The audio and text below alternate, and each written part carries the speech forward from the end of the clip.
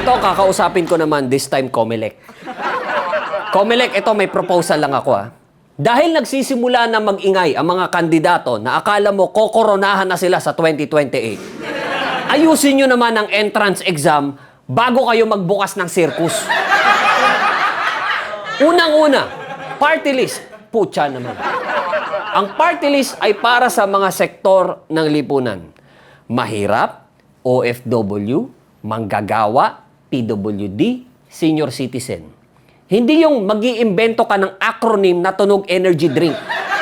Tapos lalagyan mo ng mission at vision na parang project ng tamad.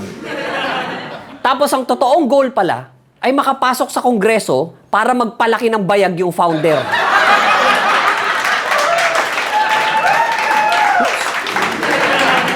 Hindi pwedeng ang party list ay parang backdoor na mga gustong mag-congressman pero walang tiwala sa front door. Kung wala kang tunay na sektor na binubuhat, huwag kang maki-wheelchair sa karapatan ng taong may totoong kinakatawan.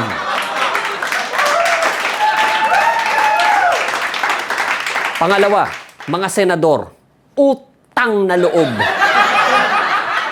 Alam ko may kakayahan kayong magsala, may mata kayo, may tenga kayo, may Google naman siguro kayo. Pwede ba ibalik naman natin sa listahan ng mga magagaling? Hindi yung may tililing. May apelido lang, may camera lang, may dance step lang, may followers lang, nakalahati bots, kalahati kamag-anak. Hindi pwedeng ang Senado ay parang all-star cast na mga taong pag tinanong mo tungkol sa batas, ang sagot ay parang contestant sa pageant na kinulang sa tulog. Pangatlo, presidente.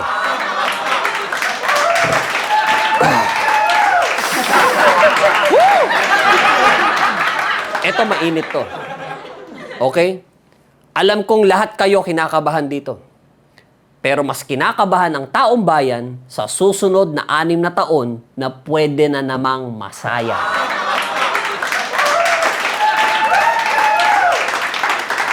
Kaya pakiusap, mag-organisa kayo. Nationwide debate. Lahat dadalo. Lahat!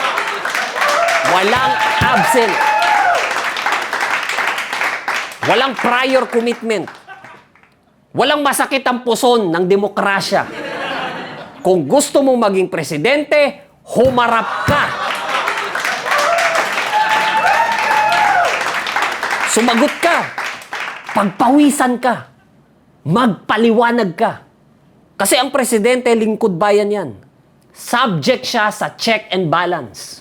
Hindi pwedeng kapag tinatanong, para tayong nag-aabang ng may puputok na watusi sa gilid.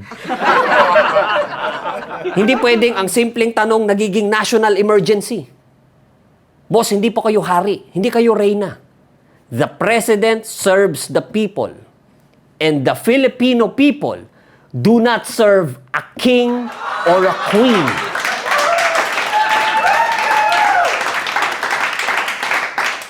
Tayo ay nasa demokratikong bansa.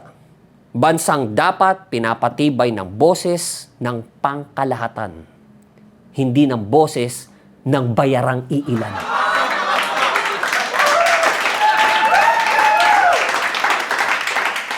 Kaya kung gusto mong mamuno, harapin mo ang taong bayan. Hindi pwedeng gusto mong hawakan ang pinakamataas na posisyon sa gobyerno pero allergy ka sa tanong, sa debate at sa follow-up. Kung commander-in-chief ang gusto mo, dapat kaya mong maging answerer-in-chief.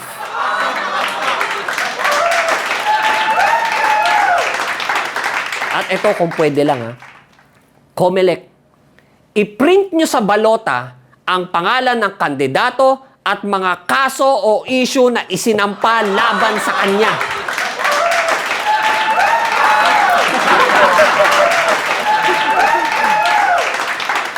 Alam ko, mabigat yan.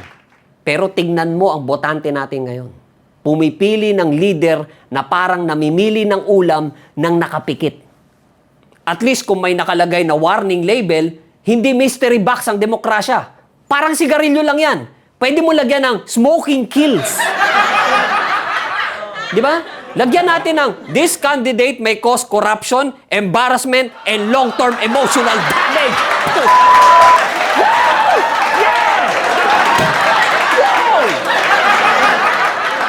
Ayos.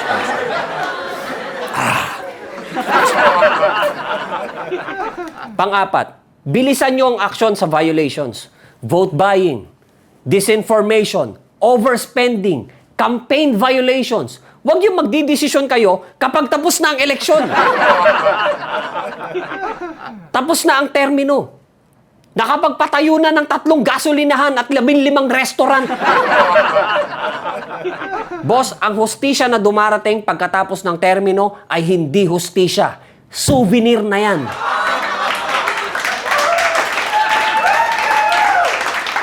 Kasi ang problema sa halalan sa Pilipinas, hindi lang maraming makakapalang muka. Ang problema, mabagal din ang bouncer.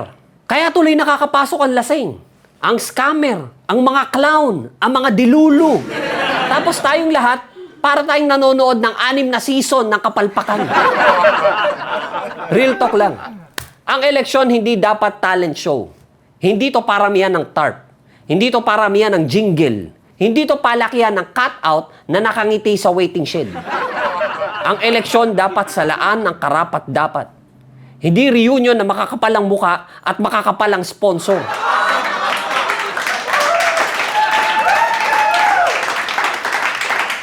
Kaya COMELEC, pakiusap lang. Ayusin nyo ang screening. Ayusin nyo ang aksyon. Ayusin nyo ang disiplina. Kasi ang bayan, pagod na. Hindi na kami naghahanap ng perpektong eleksyon. Ang gusto lang namin, huwag nyo nang gawing comedy bar ng mga unqualified ang kinabukasan ng bansa.